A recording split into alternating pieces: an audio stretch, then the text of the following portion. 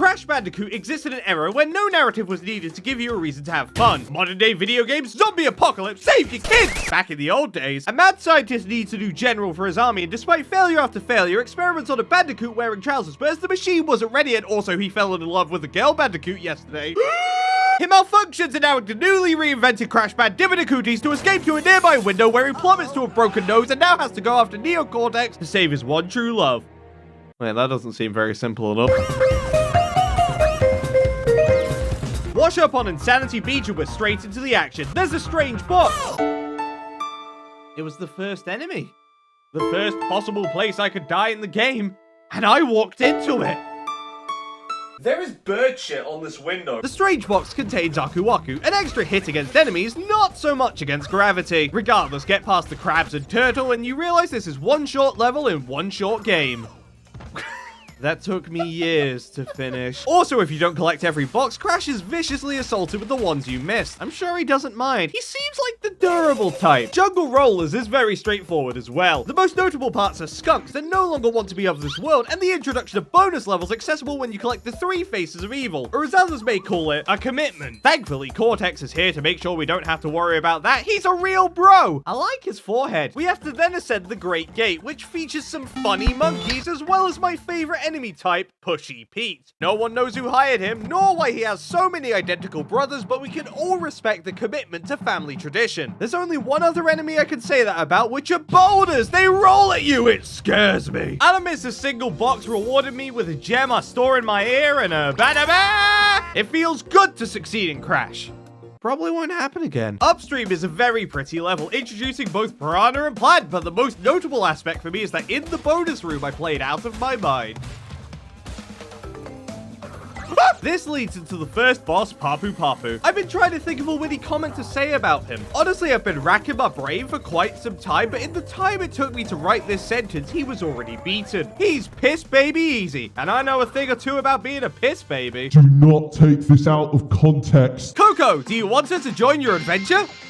No. The Rolling Stones were an English rock band formed in 1962, but after 34 years, they became the 6th level of Crash Bandicooties. While running along, I find out that there's embryo tokens for a different type of bonus level, tokens that are way more hidden to a bad player like myself. Well, that was a terrible decision. And so begins Crash's history of spinal damage. I can't understate how much we've learned at this point, but as I sit here on June 5th, 2021, writing the early parts of this script, and on July 8th, 2021, reading the early parts of this script, there has been one lesson that Crash has taught me that will stick with me for the rest of eternity. The strongest creatures in the universe are hogs. For the duration of Hog Wild, we ride on the back of one who I have lovingly named Killfuck. Whenever we collide with an obstacle, he sits unmoving as we're propelled forward to our doom. Hogs cannot be killed or even hurt. They are invincible. Killfuck is unstoppable. Killfuck is inevitable. And as God is my witness, I hope to never be on their bad side lest I suffer the wrath of their primal rage. Also, Killfuck's brother is dead. I hope that doesn't set him off.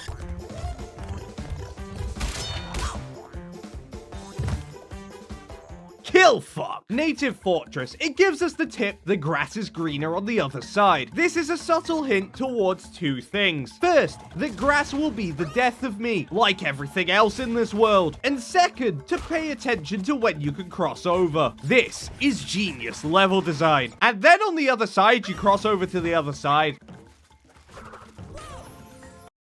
No, I don't know why I died here. Also, while I was streaming this on twitch.tv/SoopLexi, Nemesis got announced for Dead by Daylight. I felt this was appropriate to mention because this trailer starts with Meg going Crash.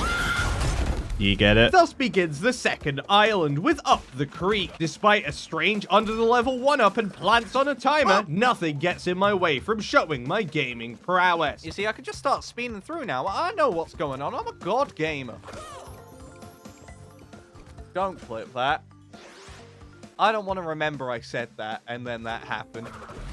I don't want to remember this part either. Ripperoo! It's a kangaroo in a straitjacket on a waterfall with a surprising amount of explosives. His fate was sealed. Maybe he's into it. The Lost City introduces lizards, bats, lizards underneath bats, and bridges that I constantly forget the mechanics for. So whenever I step on one, I panic for my life. This is also a turning point for me. I don't know if this was the level to do it, but at this stage, I had clearly lost my mind. We're doing okay, just swinging my arms. We're gonna do the Irish jig. I'm just gonna hold right. I can't even hold right. The culmination of this was Temple Ruins, the first stage that ended in game over. Game over. I just want to specify the initial recording for everything up to this point messed up, so I re-recorded all the footage without my webcam in it. I have to mention this, otherwise I'll have some sarcastic twat in the comments going, how did you lose 43 lives on one level? I didn't, buddy. I only lost like 23, but perseverance is my strongest attribute, and through sheer willpower alone, I reached the end. Oh my god, I'm a fool! Only my nightmare was just beginning. The road to nowhere requires mastery of all the systems. You have to play perfectly and remember every lesson you've learnt to this point, including that the strongest creatures in the universe are hogs. You can't kill them, you can only avoid them. Accuracy is the highest priority here, so when I reached that bonus level, I was ecstatic. This also marks the introduction of the BTJ, or the Big Turtle Jump, a jump mandatory for anyone to pass through Hell's Doors. Despite being a straight line, you can also cheese the level by jumping on the ropes and skipping everything. That's also an option, if you have the balance of a member of Cirque du Soleil, which I don't. The only way I could beat this was to grind, find a rhythm, and play it perfectly. This level took me half an hour. I sure hope there's not a harder version of this later in the game. Despite Crash fearing for his very state of being and only having one life, after what I just went through, this was quite relaxing. I had another life. I lost my other life. Afterwards is Sunset Vista, a lengthy palate cleanser, and we're ready to take on Koala Kong, an absolute unit attached to Tracer's legs. He throws rocks.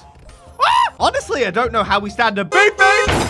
I'm gonna mark that as a Lexi victory.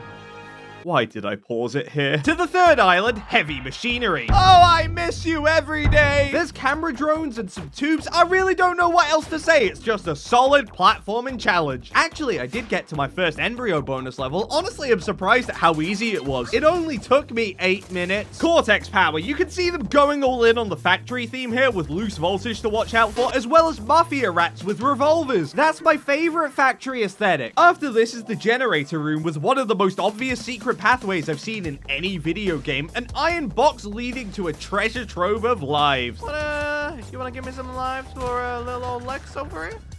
Can I jump on that? I can't.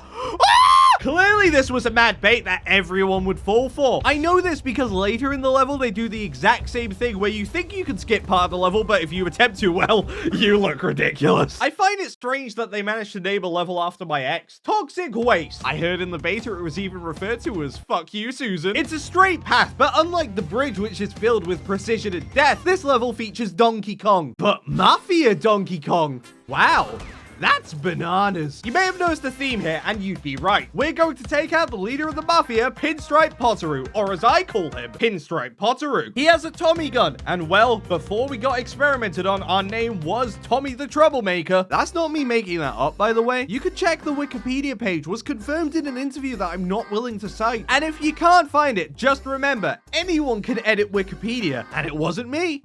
That sounds really dumb, but not as dumb as this fight. At first I thought, you know, hide behind the table because it's big and blocks line of sight, but that sounds like too much thinking. If we don't move from the start, Crash crouches down and can never be hit. Just attack him whenever he stops moving and return to where you began. It's really easy. Hopefully a sign of things to come. The high road.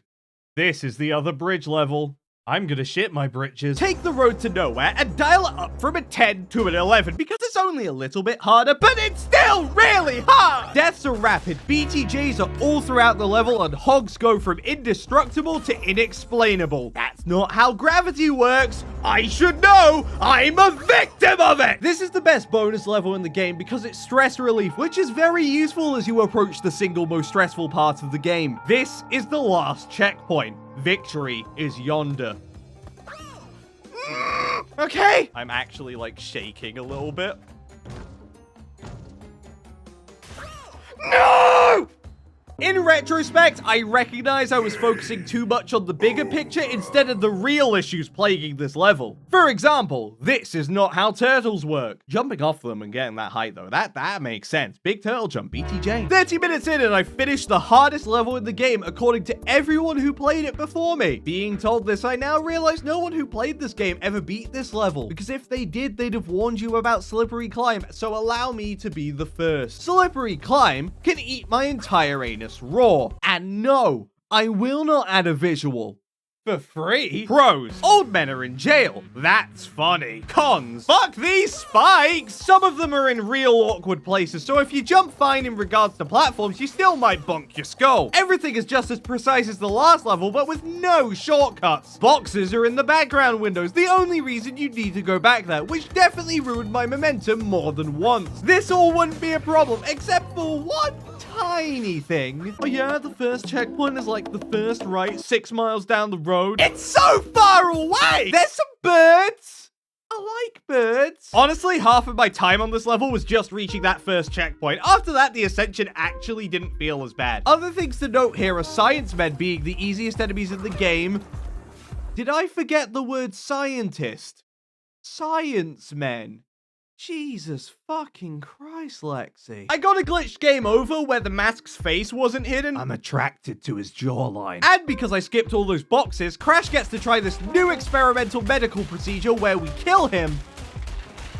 Next up is Lights Out. After the suffering that was the past hour of my life, this feels like a walk in the park. However, the local village committee hasn't got as many donations as of late, so they can't replace the lamp. It's so fucking dark! Why isn't it helping? It's okay though. All we have to worry about are giant rats, pendulum axe, and my friendly mask running out right before the end. I'm a poet! And I didn't even know those words would rhyme. Fuck, Jaws of Darkness is the sequel to Temple Ruins, and there isn't really much else I want to say here except I received an involuntary hug. There's a checkpoint. That's good knowledge. Also, it's time for Crash's second dose of death. Castle machinery. Oh, why I miss you every day. Thankfully, this level's optional as they put the exit right over the reason I have trust issues, and I fully expect Gavin and Ruben to pay for the therapy. Ow. There's platforms that lift you into tubes, trampolines send you to the moon, and there's some hard to get one-ups below. Well, if you take 3 and die doing it, you still gain 2 lives. That's just how capitalism works, baby. Now dig into your steamed Crash. Time to fight Cortex's right-hand man, Dr. Nitrous Brio, or Embryo.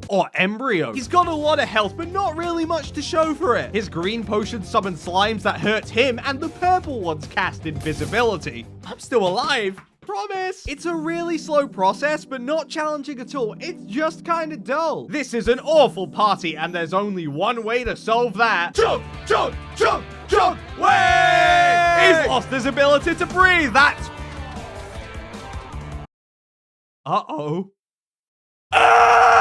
So according to the Hulk wiki, his powers include super strength, super speed, and near infinite stamina. Interesting. So not flying? Then I fail to see your plan here! We've now reached the lab where we were created. A strange construction built around metal boxes that operate the doors and bridges. However, once open, they close after a short amount of time, which I worked out. It's a bit tricky with electricity running loose and losers running with electricity, but it's not that scary except for this structure right here. This is a structure specifically designed to kill me. Most people would run away. I'd argue that explosion can't reach me over here. I've been wrong before, and I will be wrong again. Mentally, this game has taken a physical toll on me, but nothing, and I mean nothing, could prepare me for what was next. The Great Hall. I know that other levels in this game are quite hard, right? But I've heard so many things about this level in particular. Let's see what it is. Oh my god, we did it! And now we're at the final boss. Neat! Darn you, Crash Bandicoot! Cortex shoots his pew-pew gun, reflects green and you win, make a mistake and evaporate. Now as an emerging genius, I thought to myself, hang on, all his projectiles only travel across the plane. What if I walked into the background? This is why I'm not a science man. For the second to last hit, he rapid fires purple and it's quite menacing. For the final hit, he only fires green, which is less so. Hooray for life as a Beyblade! That didn't feel very climactic. Cortex falls to his timely death. We get hugged because that's what we wanted. That's what we came here for. I forgot about her. We steal a blimp and that's the end. The smart way to play Crash Bandicoot is in a total state of zen, where life and all of its hardships cannot lay a finger on you, otherwise you might go insane, which I did. Ever since playing Crash, I've noticed strange things happening around me. I've started pouring milk before the water while making coffee. I've started pouring milk before my Cheerios. Hell, I've even started pouring milk before my beer. And I had to wonder, would things have changed if I saw the true ending? Oh, that tastes fucking rancid! If you collect all the gems, you can take an alternate path in the Great Hall, reach the curtain, and slide in. Honey, I'm home! Do you want to steal this bird? Fuck yeah! Here I come! Now that I think about it, it's strange that this is the first video after Black Mage Benjamin gave me a massive shout out, and it's on one of his favorite franchises. I should have at least asked him to cameo. Hey Ben, what did you think? Final Fantasy VII. That isn't helpful.